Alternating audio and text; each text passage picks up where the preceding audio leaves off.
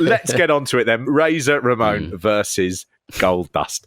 This for me, Pete, this is the first match of the Attitude Era. Yeah. There it is, fully formed. We see Goldust has been sending over the last weeks Razor Ramon love letters. They say Razor's very confused by it all. He isn't confused. He's not questioning his sexuality. What he is really angry. Right? Oh, he's pure fucking gay panic. I'm just angry that I am being associated. Because Ramon, he didn't enjoy the angle as a wrestler.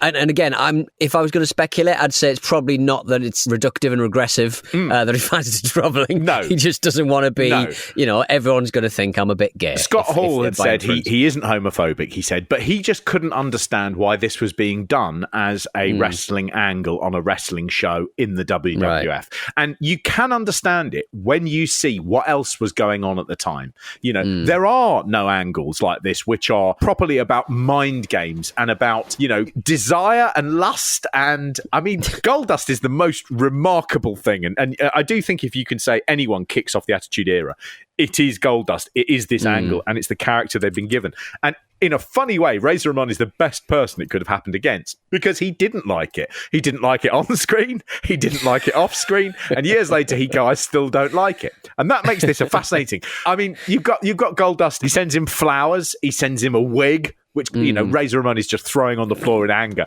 A centerfold of sorts, says Vince. Of sorts. What are Goldust's intentions? Right, we don't need to ask what the intentions are. His intentions are he wants to fuck Razor Ramon. That could not be. You can't say. You can have a lot of problems and issues with Goldust. You can't say he didn't make it apparent what he was after, right? Don't fight it, Chico. Accept it. Revel in it. Let's ooze as one. Oh, you'll never forget the name.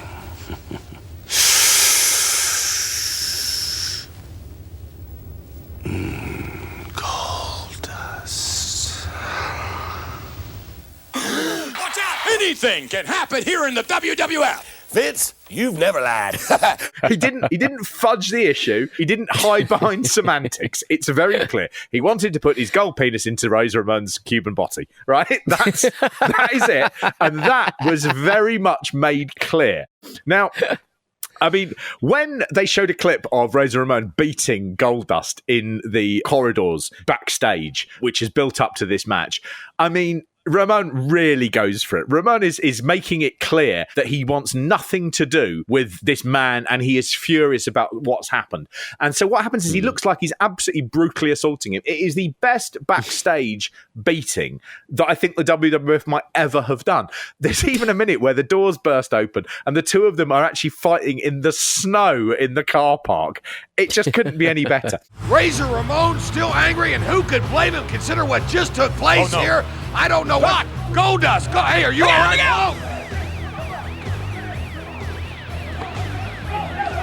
Oh!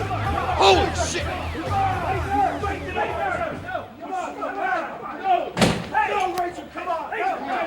Razor's gone mad! Come on! Outside! Come on, Razor! They do have a long entrance for Goldust, and this is part of, I think, one of the issues with this whole show. There is too much sort of sense of going, look at the wonders, or look at the character, and there's not enough concentrating on the actual wrestling. They do have an equally long entrance again for Ramon, but when you see Marlena, who is Goldust's then wife and sort of storyline manager, sitting in a director's chair smoking a cigar, it reminds you that Goldust is actually, the gimmick is that he's an Oscar that's come to life and he is perverted like the people in Hollywood. It's a really, really right-wing creation that is about basically Hollywood people being weird sexual perverts. And that's what it is.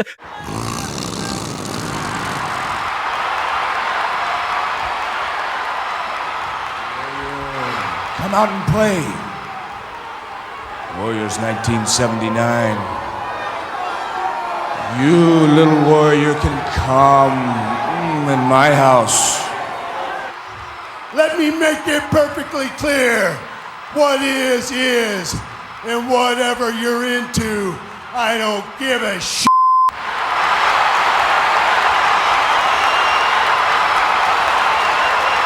They give it to this raw-boned Texan who is a second-generation star and is known in the ring for being quite tough and brawly and brawny. And they sort of go, you are the man to mock Hollywood. I also find that coincidentally that there's quite a big nod to the performance artist Lee Bowery in the way that Goldust looks. And it's just funny that you go, yeah, this is all about them Hollywood types being perverts. And someone has somehow accidentally sort of gone, and also he looks like one of the absolutely classic underground gay icons, the performance artist Lee Bowery. So I don't know whether it's really, really regressive or really, really ahead of its time and inclusive. The fact that Goldust would, over the years, change the character so it would be a huge, huge fan favourite suggests that had this just been the run, you'd look back on this and go, that was a really misjudged character. But the fact that he turned it beloved means you can look at this early stuff and just go, they were doing something here that no one else had done, and they were doing it incredibly. We are used to seeing Goldust, but in 1996, when you saw this, it would have been, what is this? This isn't Duke the Dumpster Droese. You know, my mama called me the other day from Oklahoma, and she said, son, explain Goldust to me. I said, Mama, I can't do it. I don't know about this guy. No one knows about Goldust except Goldust himself. Nonetheless, whether or not it's just psychological ploy or he really means what he says, he is most unusual and definitely has Razor Ramon distracted. This is, I don't know what this is, and it came so fully formed. It is absolutely complete from day one. There he is doing his things where he runs his hands up his body to his nips and then stops. He'll curl his tongue. And all of this is like, did this sort of exist as being weird until Goldust brought it in? Did Dustin Rhodes invent sort of pulling your hands up your body towards your nipples? I mean... that was a little different. Yes, that's what they say. What are Goldust's intentions? It became more evident that Razor was becoming more uncomfortable with each amorous approach. We began to wonder, is Goldust after the Intercontinental Champion? Or is the object of his desire the Intercontinental Belt? Goldust's lips are anything but sealed. Just awful. It is terrible, but it's sort of slightly odd that they're like, you know, does he want the man or does he want the belt? And if that didn't have a sort of such a perky... I mean, the perkiness of Top Pettingill's voiceover does make it sound hilarious because it's entirely accepting that Goldust may have different things he's into. I mean, Mr. Perfect at one point says, I'd take him down and wrestle him, but maybe that's what he wants. Razor is beside himself. He doesn't know what to do. Well, what would you do? Kick him in the face. Right. I'd wrestle him, McMahon. I'm a wrestler. I'd take him down and wrestle him. I see. Maybe that's what he wants. And I love that Goldust's sexuality is so wide-ranging and unknowable. You don't know what it is he's after. So no. you hit him and he goes, ooh, and you go, bollocks, I didn't think that would be. I don't know what doesn't turn him on. He's like a massive horny minefield. And any step you make, he's going to go, I love it. And you go, oh dear, I don't know how to win this match. Last night, I think Effie and John Moxley had a fight in GCW. It's just a completely different vibe. But there are some similarities, you would imagine. Yeah, completely. I mean, you are playing... I mean, there's a bit here where Scott Hall has a waist lock on Goldust and he rolls out of it. And as he does so, he comes behind Razor and puts his hand on Razor's nips. And Razor is like, I'm freaked out. Don't touch my nips. But what's even better is as he comes out of that, I couldn't work out whether it was intentional or not, but his hand definitely brushes Razor Ramon's groin. Razor Ramon's groin. And I was like, was that a mistake or was it intentional? But either way, it's perfect. You know, it's exactly what the character Goldust would do. He'd have a quick go, and then he'd go over and do the nips. I mean, I loved this match. It was too long, and it did subjugate Razor Ramon, who is a big main star, and it was just all about Goldust. The only thing that Razor Ramon did was basically react to what Goldust was doing, but the focus is so tightly on Goldust that actually you're a bit like it could have been anyone in there with him. Yeah. There's a bit where Goldust gets a sleeper on Razor Ramon, and Mr. Perfect says if he puts Razor to sleep, he can do anything he wants to.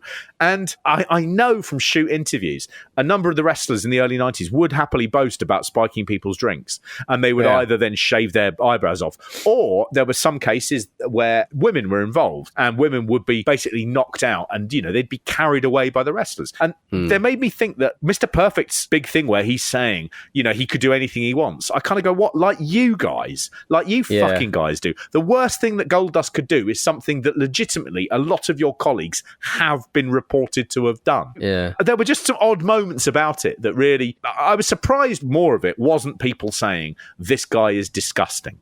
I hate this guy. There was none of that. They were just like, I don't know what this dude wants. And I thought that was actually, that hadn't aged terribly. As Goldust makeup comes off, there is a look of Uncle Fester about him. He's got a bit of that. And that's sort of fun as well, the idea that he's this sexual being. And then as time gets on a bit, he gets a bit tired and a bit sort of Uncle Festery.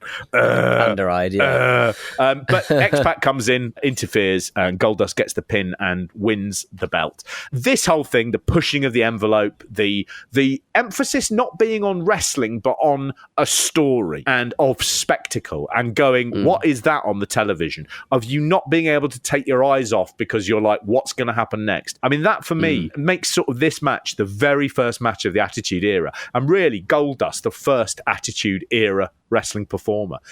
He doesn't get enough credit for that, but here he is 6 months before Austin 316, and he is doing a match that would not have been out of place if you'd have put it on in 1999 or 2000. And congratulations to him for bringing sex and adult themes into wrestling and changing the business. Goldust did say, he's talked about Scott Hall and said, Scott was fun to work with. He's a great worker. We didn't always see eye to eye with things back then and the direction the character was going, but we got through it and we did some good business, and I had fun. I had fun. Oh, absolutely wonderful. Yes.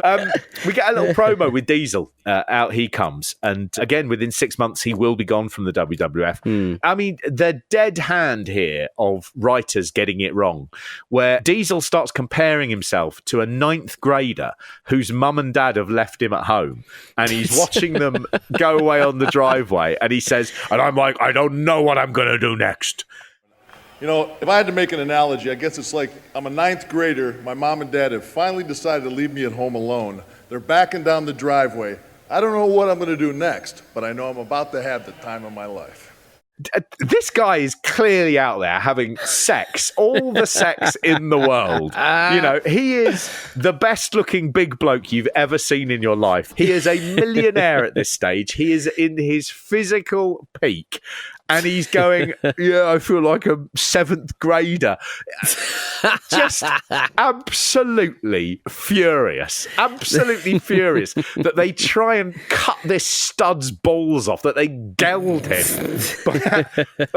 You know what it makes me feel like? It makes me feel as happy as when I get a big trifle and I get all the way to the bottom and it's got the jelly on the bottom. It wasn't even like a euphemism or like a metaphor. It was just, I don't know what I'm going to do. I'm probably going to have a root beer. Or from my dad's stash. Yeah, I'm going to put my cars out in the lounge.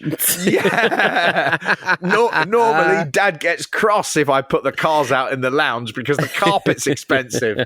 But that's exactly what I'm gonna do. And all the while, Goldust is trying to fuck his friend. It's like, how come he can be adult? These two worlds banging up against each other, where you Duke the Dumpster Josie and Diesel being a 9th grader, and then everything that you hold dear, I am desperately going to hump.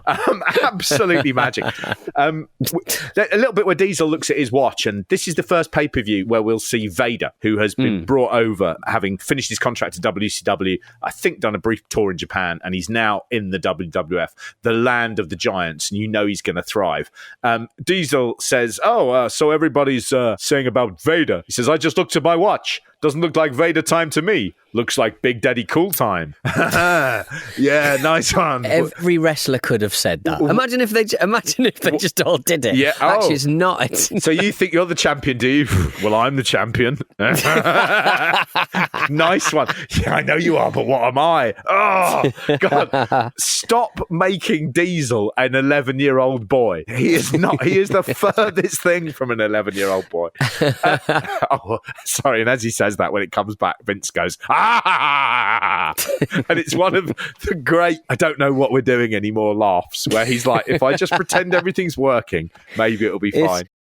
Hey, I hope they have a hell of a match, but as far as I'm concerned, neither one of them can match up to the Big D. Big Daddy Cool says it's going to be Diesel time tonight. Let's get it back to ringside. Oh, he's something else, and right now...